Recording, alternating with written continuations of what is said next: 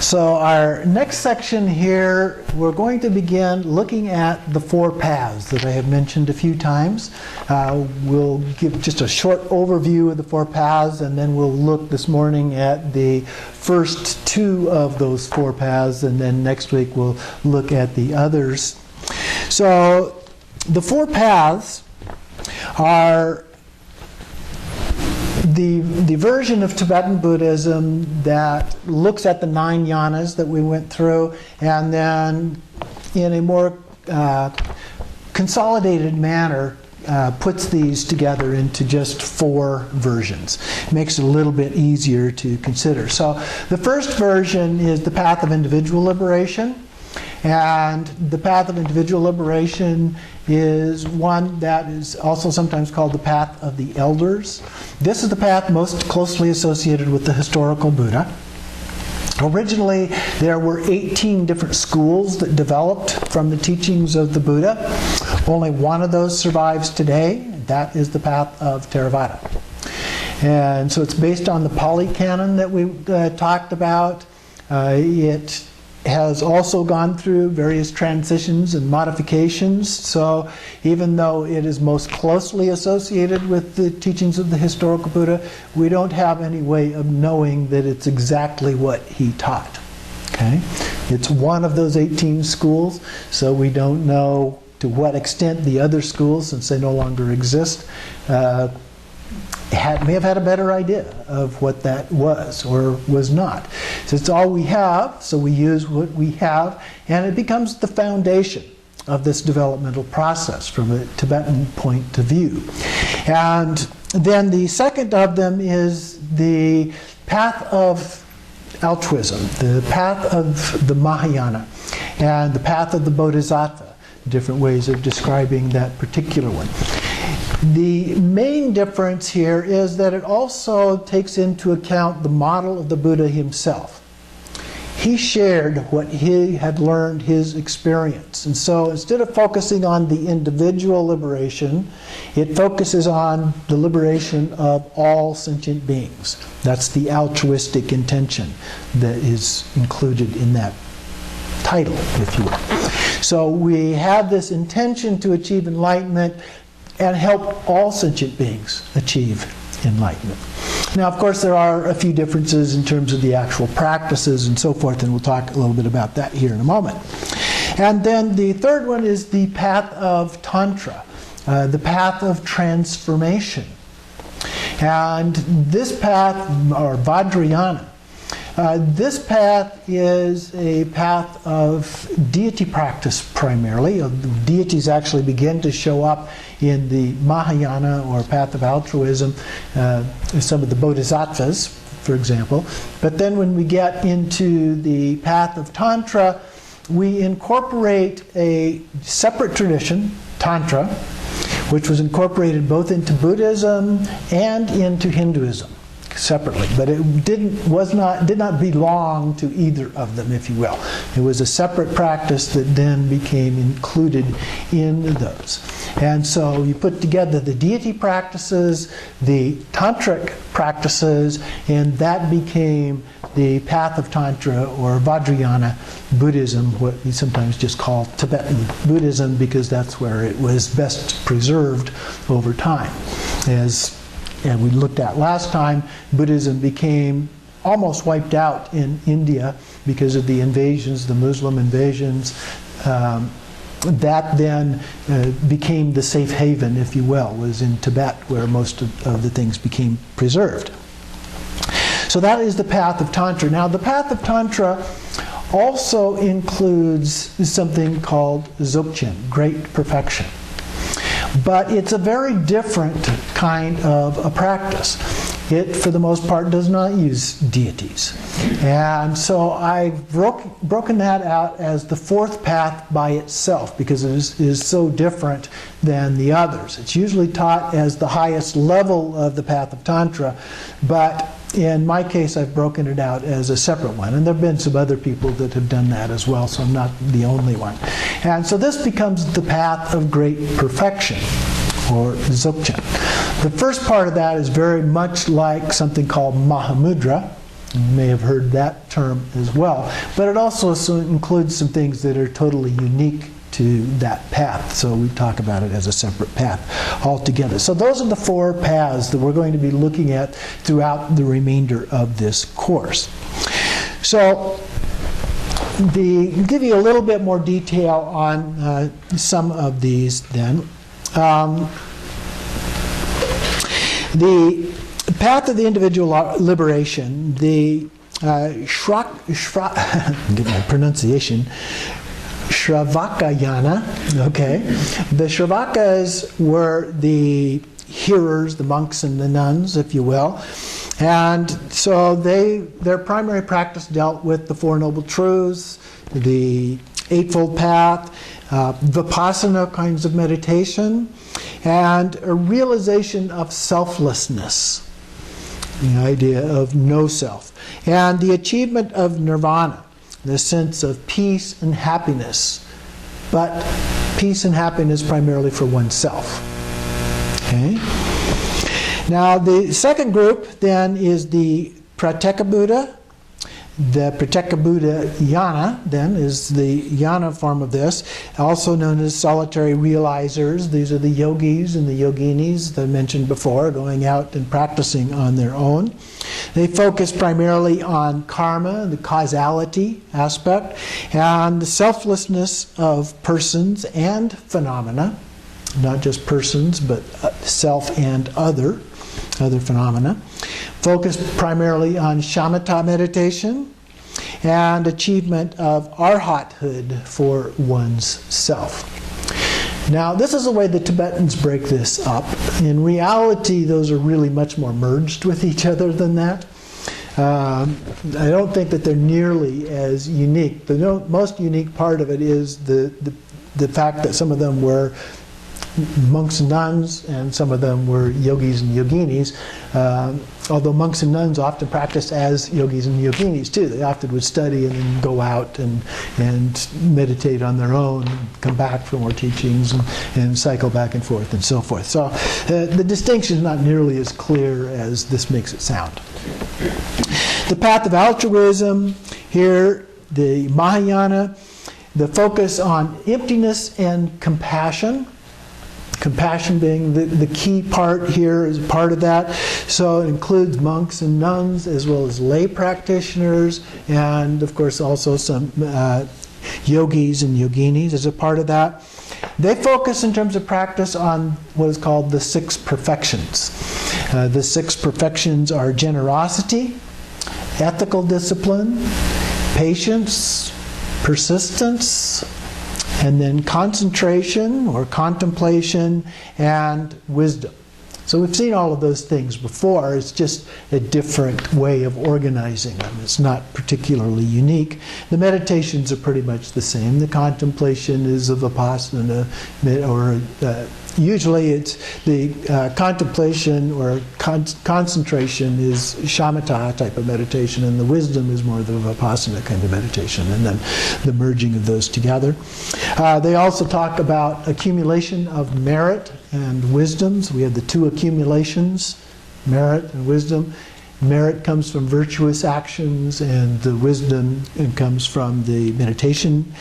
And then achieving enlightenment to help all beings, and also helping them become enlightened. And then the altruistic achievement of the bodhisattva ideal, becoming a bodhisattva is the ideal here. And then instead of achieving a state that then you just sustain, you achieve this ideal of a bodhisattva and are reincarnated in order to come back and help others over and over again. So you never achieve the ultimate enlightenment until the very end when everybody else does, but you achieve enlightenment, near enlightenment, the nirvana as opposed to parinirvana, we talked about last week. You achieve nirvana, but come back again and again and again until everybody is at that level. In the path of Tantra, I mentioned before, we have the outer Tantras. So the outer Tantras include the Kriya Yoga. Kriya Yoga focuses on a purification of karma, of the body, speech, and mind. So they have various purification practices. They focus on the absolute and relative truths, the two truths, as separate. And then deity visualization. They tend to visualize the deity in a way perceived as kind of a lord up here. Kind of a superior, and yourself more as a servant to this lord. So this kind of a servant-lord relationship. Upa, UPA, yoga, is the second level of the outer tantras. And so this one's pretty much the same as that first one, the Kriya Yoga, but the deity is perceived more as a friend or a helper, kind of at the same level, if you will. And then Yoga Jnana is the third of these, which is the absolute truth is non-conceptual. So we get to a point where we transcend. The transcendent wisdom becomes important. It's empty. It has a kind of a luminous aspect to it. There's a knowing, a gnosis element to that. A relative truth is basically the mandala of deities. So now we're beginning to see multiple deities involved in this. And you see yourself as a deity as well. Okay? And then there's the actualization of divine body, speech, and mind, and actions. So we begin this process of evolving as a Buddha, as a deity. The highest Yoga Tantra, or inner Tantras, then also have three parts. The first one is called Mahayoga. Mahayoga is in the, like I said, there were two different approaches. We're going to use, because the teachings that we're using here, Apabhasambhava, is associated with the Nyingma tradition. We're going to use the Nyingma point of view here. We'll talk about the other one when we get to Tantra, but we're going to use the Nyingma one. So Mahayoga here is the generation stage. And the generation stage takes that Yoga Jnana that we just talked about and basically elaborates on that. Here the deities are wrathful deities. Okay, as opposed to in the Yoga Jnana, they're peaceful deities. They tend to be a single figure. You know, the wrathful ones, oftentimes they have a consort. They're in union together in this wrathful form. Absolute truth is the essence of mind. A slightly different point of view here. Relative truth are manifestations, the thoughts and appearances, even these sacred views of the deities and so forth. And here the two truths are considered to be indivisible. They're just two points of view, the front and the back of the hand, but they're really just one truth. So you visualize yourself as the deity with a consort, and then you develop as impure illusory body. Okay, we'll talk about impure illusory body and pure illusory body. Here, because it's a concept of being a deity, it's impure. In the next step, we get to the pure illusory body, where it's the actual illusory body, actual deity, then that's the pure illusory body. So that next step is called Anu Yoga, the completion stage. Here again we have the wrathful deities in union with each other. And this can be actual or it can be visualized. It's usually visualized. But less emphasis is placed on this aspect. The perfection of bliss, emptiness, is the goal here. There's a kind of a clarity, but in a state of non-thought. You don't think about that. It's just a sense of clarity. Practices involve the inner channels, winds and drops. So the inner channels, the chakras and so forth, that's really the main focus here. And it can either involve, as I said, a visualized consort or an actual consort in some cases. And the outcome is that actual or pure illusory body, the actual deity. The next stage is the path of great perfection then, which is Ati Yoga, A-T-I, Ati Yoga. Hatha yoga is a non-dual stage of practice. It involves non-conceptual, pure awareness. So there's no thinking about things at all. It's just an open, a vast openness without any attachment or aversion to anything. Again, it's a realization, a direct experience of transcendent wisdom. Any manifestations are considered to be illusory in nature. They're not really real. Okay? There's a sense of it being a dynamic, radiant display of the ultimate heart essence of things. We abide in this sense of suchness. It's hard to say what it is because there's no words to describe it, but sometimes suchness is a word that's used for that purpose, with or without actual meditation. So you abide in that state all the time, whether you're formally meditating or not formally meditating. The practices here are called Korde Rushen. There's a preliminary practice that is done. It's a Khorde, Rushen, is like it sounds. And then Trekcho is the main practice here, and Togao. Trekcho is cutting through, and Togao is leaping over. Okay, a single leap.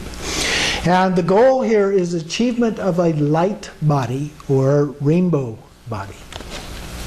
Okay, question? Trekcho and Togao. Yeah, Togal. Oh, there's, again, sometimes these get spelled slightly different ways too. Okay? So those are the stages, those are those paths, those 4 paths that we're talking about here. And the text by Padmasambhava, as I mentioned in our first class, is organized around the Bardams. So it goes in a little bit different order than these. So we've reorganized the trainings, the meditations and so forth from that text to follow this path instead. So it's a gradual, step-by-step process. The teachings, the practices that Padmasambhava has in that book are really great practices for lay practitioners, because they're short, they're very concise, and so they fit really well. They have very nice step-by-step processes, but there are some gaps as well. So we have to fill in a little bit here and there in order to make that work in a complete process. So we'll do that. But it all together then comes out in what I think is a really, really excellent path for lay practitioners or for householders. Okay? So let's then look at the path of individual liberation here in a little bit more detail. This is the first one. The path is, as I mentioned, the foundation for the other paths. It's the closest to the historical Buddha and the things that he taught, at least to the extent that we know that. It gets that name because it focuses on enlightenment for ourselves, and individual liberation. The Buddha died, or according to some sources, because it divided into the different schools, different practices, or after the Buddha died, divided into these different schools, and we don't know exactly what all of those believe because of the writings. Some of the Pali Canon is actually fairly recent in terms of when it was written. And so we don't have any really ancient forms of the Pali Canon. Even though it is written as in a form that is associated with these historical times, we also know from other traditions that when things get written over and over and over again, even when it's being recited, it gets modified. I'll give you an example from another tradition, the Christian tradition, the Gospels. The Gospels in the Christian tradition, there are something like 3,000 handwritten versions of the Gospels. Out of those 3,000, there are not two that are exactly the same. Okay? Every one of them has at least something that is different. Now, you read that many copies, you can see that there's patterns there, and you can come to an agreement about what probably was said, or some of them the way that they're noted because of different dates. You can see that people made comments or they made changes based on their beliefs and so forth. But the point is, they did make changes. And it was also a very oral tradition. And so we see a lot of the same thing in the Pali Canon. The Pali Canon is spread across a much, much longer period of time than those 3,000 texts in the Christian tradition. So it's likely that there were some significant changes that were made. But again, we just accept them for what they are, as they are, and a way of helping us as they are. And so, as I mentioned before, Theravada was the only one of those that did survive as a school, and they practiced this shamatha and vipassana, although in their tradition they tend to merge them together much more so than what it is in the Tibetan tradition. They tend to be these monastics or yogis. A lot of householders, a lot of this, the Theravada tradition was brought to the United States by people who went and studied in India, brought it back over here as householders for the most part. Most of them gave up. If they took monastic vows, and many of them did, they often or almost all gave up their monastic vows when they came back to the United States. And so it became a more householder-based kind of a tradition, which seems to fit best in the United States for most of us. Most of us are not going to become monks and nuns. The Buddha did have many lay disciples, and so many of his teachings were also addressed to them. So that tends to fit with what we know about this as well. The focus in this tradition is on the Four Noble Truths and the Eightfold Path. The 12 links of dependent origination, those are what in the Tibetan tradition we call the first turning of the wheel. So those are the key teachings, although there are things that then of course supplement those. According to all four of the Tibetan schools, the path of individual liberation is for monastics. They look at it as really being focused on the monastic tradition.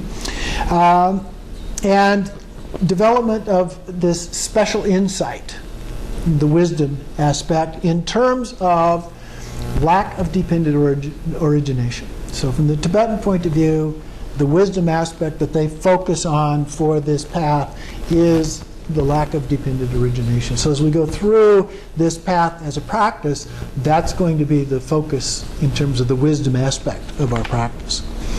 And then also achievement of nirvana, the sense of inner peace and happiness for ourselves. For the yogis, they perceive it as being focused on the karma aspect.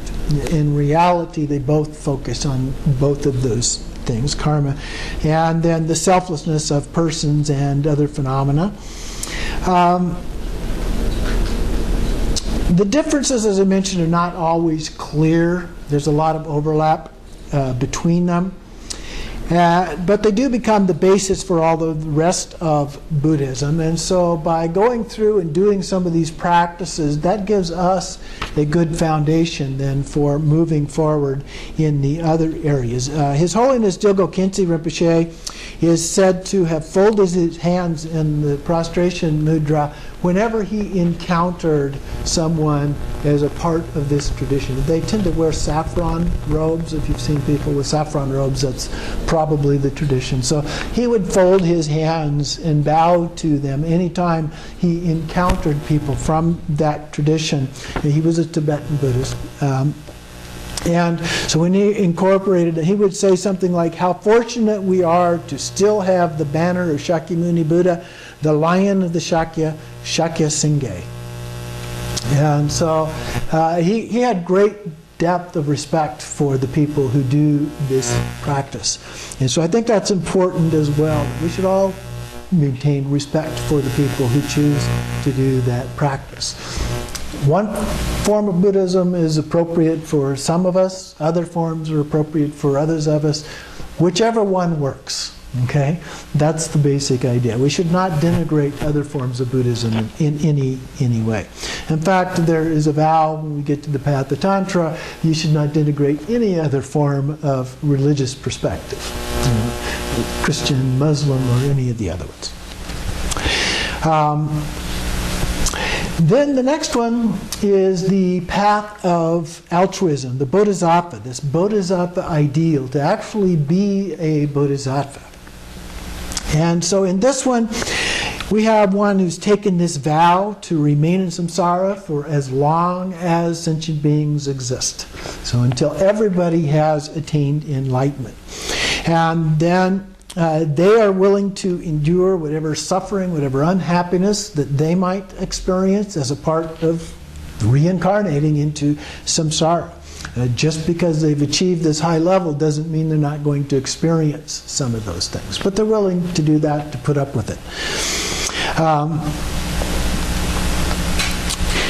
So they choose to serve themselves above themselves. I'm always reminded, I was for a number of years involved in Rotary. Rotary has a motto that says service above self.